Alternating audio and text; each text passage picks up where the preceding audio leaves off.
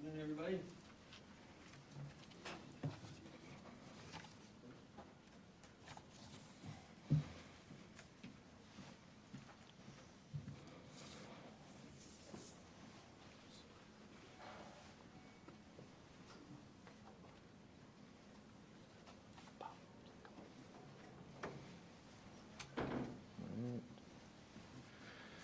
All right.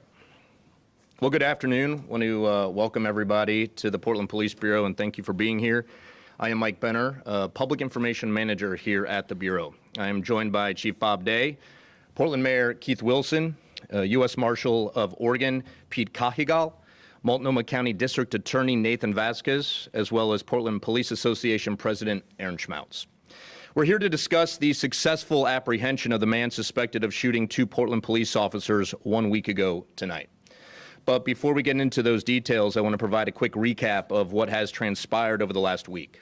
You might recall on Monday, January 19th at approximately 8:20 p.m., North Precinct officers responded to a report of a person making threats with a knife near Northeast 21st Avenue and Northeast Clackamas Street. When officers arrived, they located the suspect on Northeast Clackamas between Northeast 16th and 17th. During a brief conversation, the man pulled out a handgun and shot both officers. Both of them were rushed to the hospital. One was released Tuesday. The other, I'm happy to share, is being released today. Following the shooting, all available resources responded to the area. The scene was secured and an extensive hours-long search was conducted. Unfortunately, the suspect was not located that evening. Since then, this has been an all-hands-on-deck sort of situation. Detectives and patrol officers have worked continuously, following up on more than 230 tips from the community, none of which would be possible without the community and without the support of our federal, state, and local partners. Some of those partners include the U.S. Marshal Service, ATF, FBI, OSP, and the Multnomah County District Attorney's Office. Specific tips from the community provided critical information that led to the identification and ultimately the location and apprehension of our suspect. I'd like to direct your attention to the big screen here on our left. The suspect is identified as Eric Floyd Olkers. This morning at approximately 7 a.m., Olkers was arrested during a tactical operation in the 6400 block of Northeast 82nd Avenue. A subsequent search of the area resulted in the seizure of the firearm we believed was used in the shooting of our 2 officers. Following the arrest, Olkers was transported back here to Central Precinct for an interview with detectives, then booked into the Multnomah County the Multnomah County Detention Center on the following charges: 2 counts of attempted murder in the first degree, 2 counts of assault in the first degree, and 2 counts of unlawful use of a weapon. With that, I want to turn it over to Chief Day for some remarks. Chief. Thanks, Mike.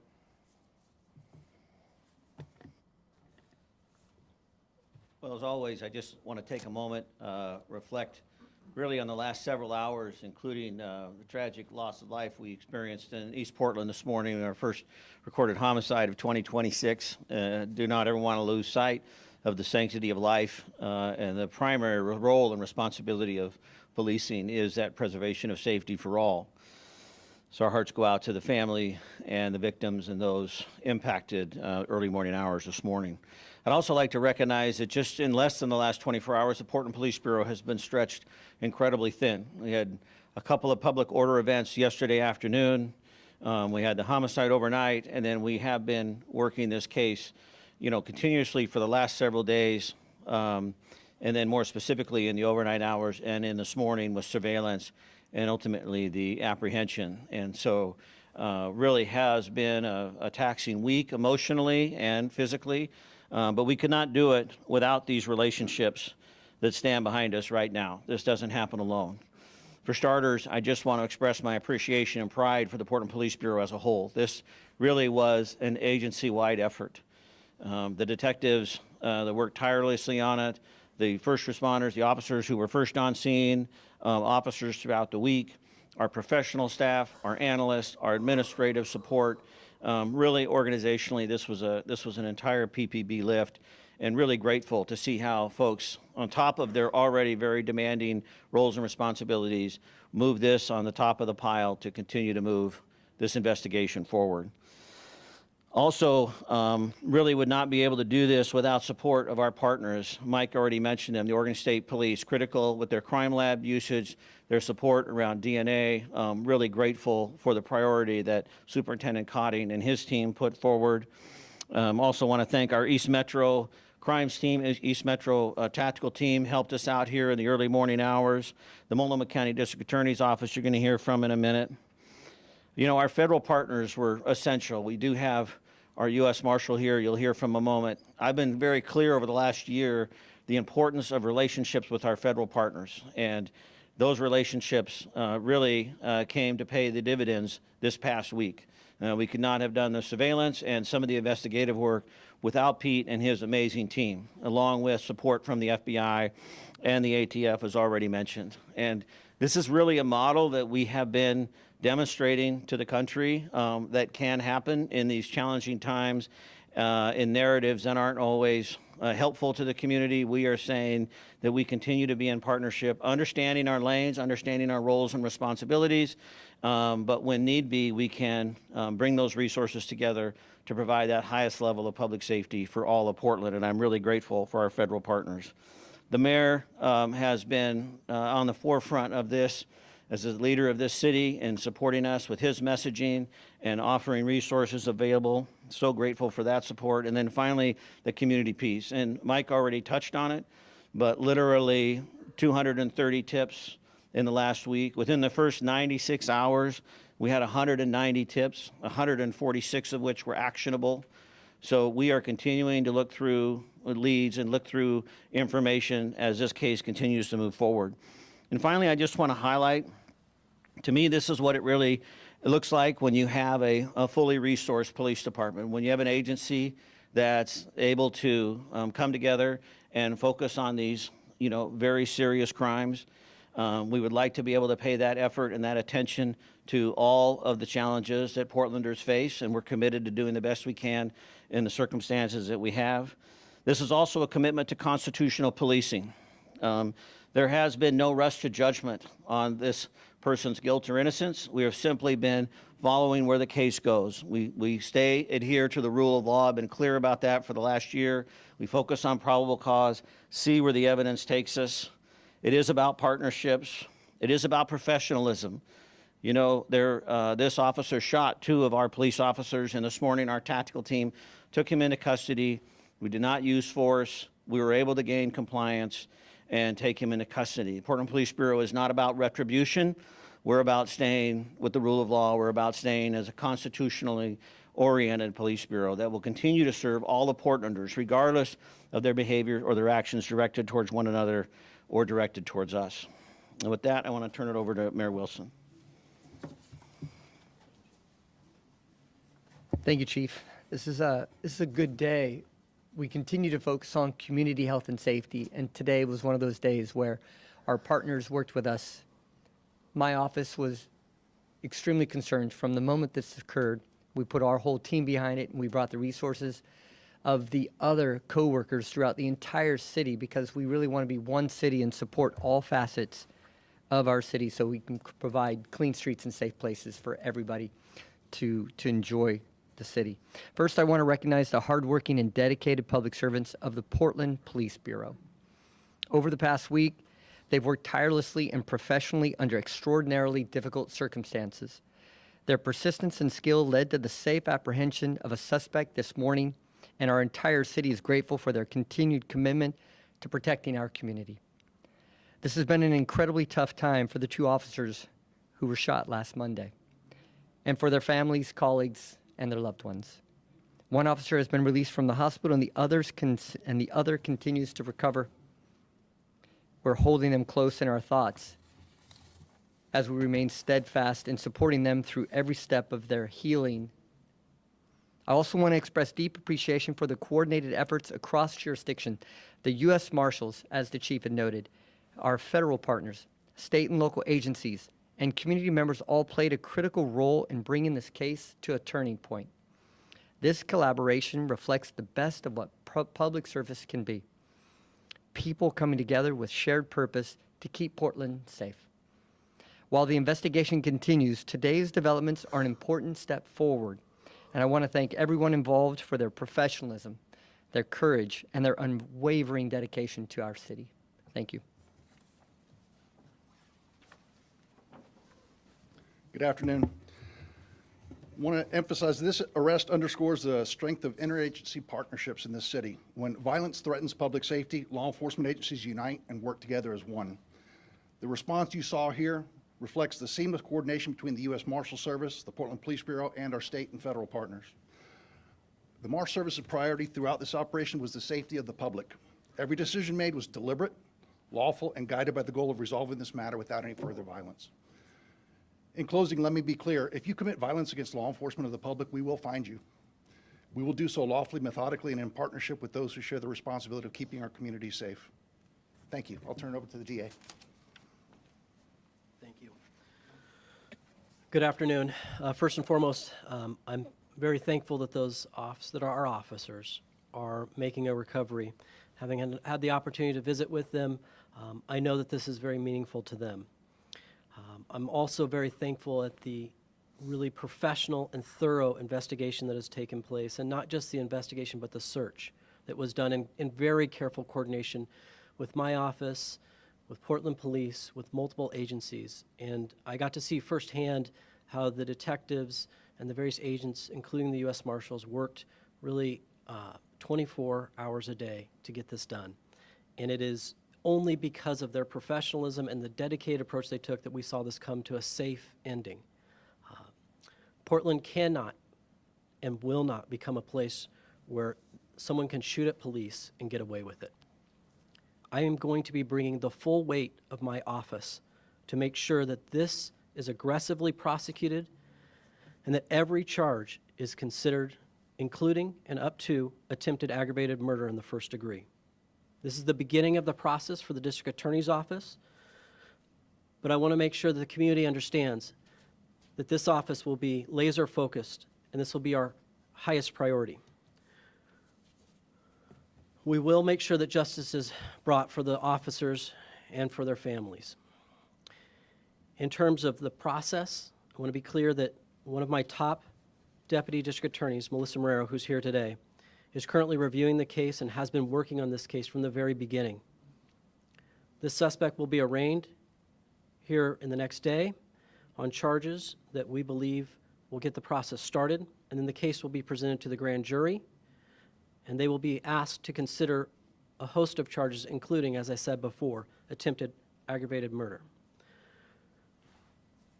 And I want to be abundantly clear for the community and for the officers and their families. This office will be demanding that this individual be held without bail. Thank you.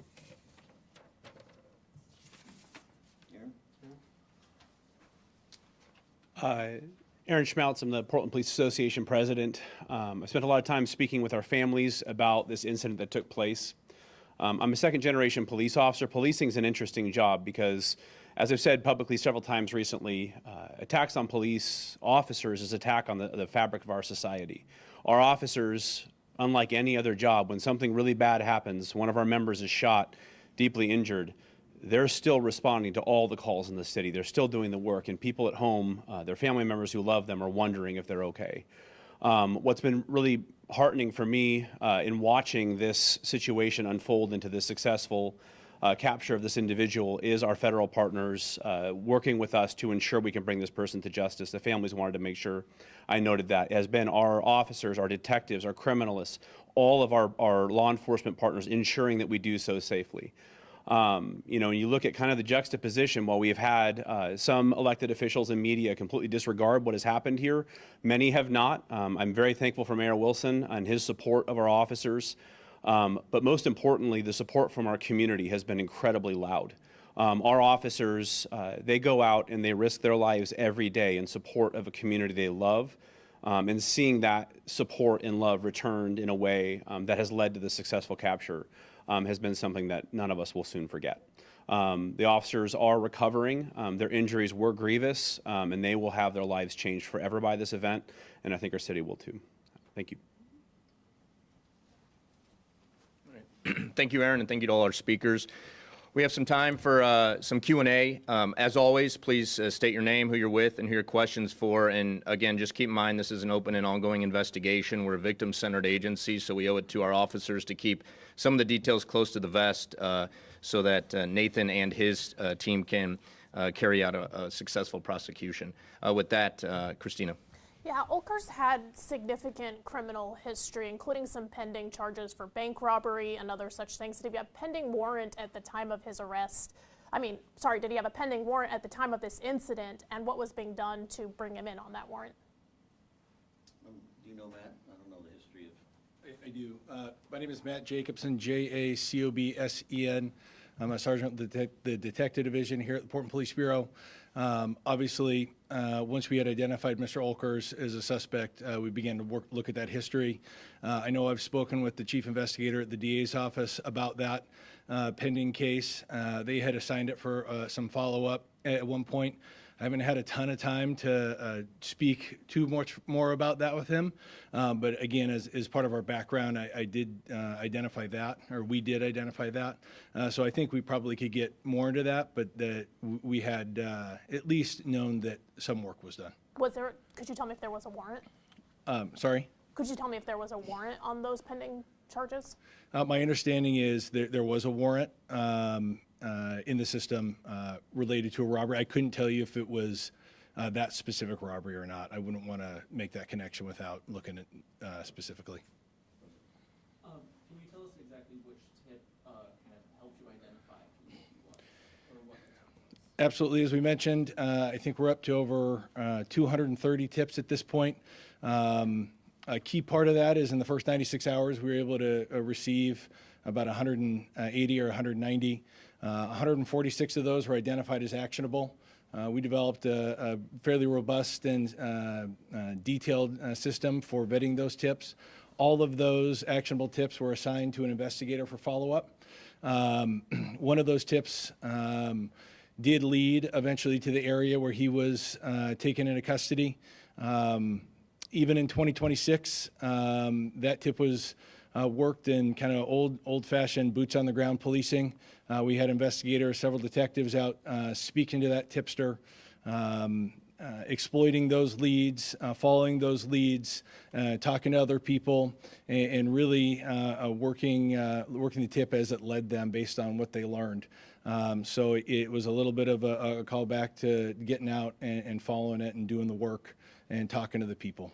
Was that tip like we saw him in that area, or like, oh, I know who that is, that's his name? The tip was in general that somebody that is associated with that area believed that they had seen a person that could be consistent with the photos we released immediately after that incident. And so from there, we were able to build on that to lead us where we were. Are you able to confirm if that was across the street there's a business, the Park and Fly, and they told me that there was a person who had been vandalizing their business, threatening their employees, and the picture they showed me looked very similar. Are you able to dive into whether there is a connection between that vandal and this person was arrested? So this is open ongoing, and DA Vasquez mentioned the process where we do still need to get through grand jury. I'm not going to get into those specifics, but again, people associated with that area were the people that called and began that process. Do you know if this person was houseless, or if they were, do you know kind of the status on that part? I think it's too early to say or add a label. I do know, and I'm comfortable saying they are from Portland. It was mentioned, Joey Wagner with Point 6, that he was taken into custody without incident, but I guess could you go into more detail about what that process was like, taking him into custody when that operation started, what happened? Rob, do you have more details on that? I got some today. Yeah, absolutely. As we mentioned, we're partnering with the U.S. Marshal Service on this case. Once the suspect had been identified and we had obtained a warrant, we solicited the assistance for them to work a fugitive case. That is what they do. They're professionals at it, as we are, but this is what they specialize in. So in the partnership with them, and once a location was identified, they full circle turned back to us and requested assistance from the Special Emergency Reaction Team. and the crisis negotiation team from the Portland Police Bureau. That planning took several hours. A detailed and thoughtful plan was put into place. And then certain C&T then kind of took over that final piece of that custody from the U.S. Marshal Service, utilizing some additional tools at their disposal.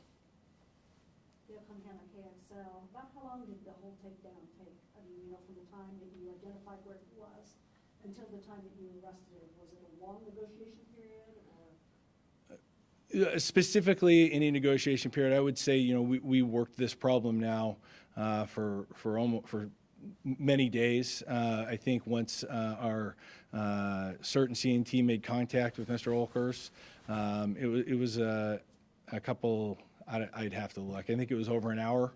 But again, that was being methodical, thoughtful, and slow about that work. As part of my role, I'm actually a sergeant on our crisis negotiation team and work with CERT.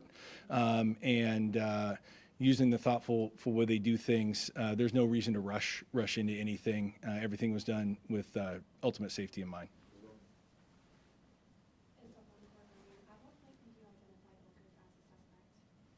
The question for you was what point we had identified Olkers as a suspect. It was over the course of the last about 48 hours. Again, won't get into all our specifics, but that was based on a number of different things, not just one specific lead. It was a accumulation of several different items of work. Christine, do you have a question? Yes, I do. With the incident where he was allegedly threatening with a knife, are there going to be charges in that, and was there a motive established on that one? And then can you elaborate on what the conversation with officers were when they contacted him? So to answer your first question about the initial confrontation, again, we are now early on into this next phase of this investigation. Obviously, our focus has been primarily on finding Mr. Olkers and safely bringing him into custody. So we will continue to work through that other part. I couldn't give you a straight answer on a yes or no, but obviously we continue to work this investigation to its fullest. And then I'd have to ask for the second part again. Oh yeah, when the officers were talking to him, when they approached him, what was that conversation? What was going on there? I'm not going to get into a ton of details. There obviously was a call for service. We discussed it, I think, on Thursday when we spoke, that we don't believe that was some sort of ambush. There was a call for service from a community member that led them there. Again, it was some sort of threat. Joey, a couple more questions. Yeah, the place that he was arrested, not particularly close to the place that he shot these officers. Do you have any idea how he got to that part of town and what he was doing this last week? Did he drive? Did he have a car? Any ideas? I think that's kind of a detailed question. We do. It's not something we're really comfortable sharing. We have an idea, but again, without articulable facts and evidence to support it, I wouldn't give you a ton of good to give you an answer that we couldn't necessarily support. Celine and then Christine will call. Was he armed during the arrest? And depending on that answer, where specifically was this firearm found, and also was the knife ever found? So we did recover a firearm from the area he was taken into custody from. Past that, I was out at the scene and then came back here and been prepping. So I couldn't give much more detail than that. And then on the knife, we can get back to you and detail that and have Mike follow up. You don't know if it was physically on his body when he was arrested or just in the area? I'd have to look, so I couldn't give you a good answer. This might be a question for the DA, but these charges for alleged bank robbery date back to 2022. People are going to want to know, why was this guy on the loose when he had charges for bank robbery in 2022? The PC statement and those charges mentioned that he may have had a gun on him, and it seems like he would have been a risk to the public, and why was he out on the loose? Yeah, and I can tell you my office charged him with a crime, and he was in warrant status. So it's something that we wanted to see prosecuted. And so it'll be an issue of we are one part in the process. The court makes decisions about who remains out of custody and in custody, but I can tell you that under my administration, we've been very clear. We are demanding that people be held in custody when they are a risk to the public. So certainly it's one where we had major charges on him, and we will be pursuing those as we go forward, as well as making sure that when he comes before the court on this matter, we will be requesting that he be held without bail. Mike, could you or Day answer the question for the other reporter on a different story? I'm sorry, I don't mean to On hold this morning's everyone- homicide? Yes, and then there was another question that they wanted me to ask as well, but I don't want to Sure, hold yeah, everyone since else Chief up. is here, I'll just give a brief synopsis of this morning. Obviously, and unfortunately, we had our first homicide of 2026 this morning. I can tell you around 2:30 a.m., there was a medical call, someone in distress in the area of Southeast 134th and Herald. When paramedics arrived, they noticed that this individual was not just in distress, but he had been shot. So officers also responded to the scene and cordoned off the area. And that individual unfortunately passed away despite life-saving efforts by paramedics on scene. Our homicide unit, folks who were, still working this other case, responded to that scene and launched an investigation. And in the coming days, we anticipate identifying the individual who is deceased. And as always, anyone with information about that case should contact homicide tips at police.portlandoregon.gov. And we'll take one final question from Christine, then we have to let these individuals Yeah, get on I'm with their day. gonna read it off because it's not my question. President Trump is demanding that local law enforcement assist federal law enforcement in detaining undocumented people who are wanted for crimes. What is your reaction to these demands given Portland's sanctuary status? Yeah, our position isn't going to change. We're going to be consistent like we have been. We are not engaged in immigration enforcement. Have not been since the state law was passed, I think, in 1987. We're not going to change now. We're going to continue to adhere to the rule of law. We're going to continue to adhere to the desires of Oregonians and what their wishes are, and continuing to police Portlanders in the manner in which they're asking to be policed. So nothing's going to change on our end in that regard. I'm sorry, Mayor Wilson, do you have an answer for that as well, or? I'll just. Thanks so much for taking the No additional trouble. questions. I Just appreciate it. second what the chief noted. We're a sanctuary state. We're a sanctuary city, and the council just reaffirmed through Protect Portland that we're committed to being a sanctuary city. And so we will continue to hold up the values of our community. Thank you, Mayor, and thank you to all our speakers. I just want to follow up and close the loop on Celine's question. The firearm was not located on Mr. Olkers. It was located in the area that he was taken into custody. Lastly, again, a big thanks to the community and a thanks to all of you in the room, because we are not standing here today without you all helping us get this information out, get those pictures out, and that leads to those tips from the community. So really appreciate all of you. Thank you for being here today, and have a good rest of your day. Thank you.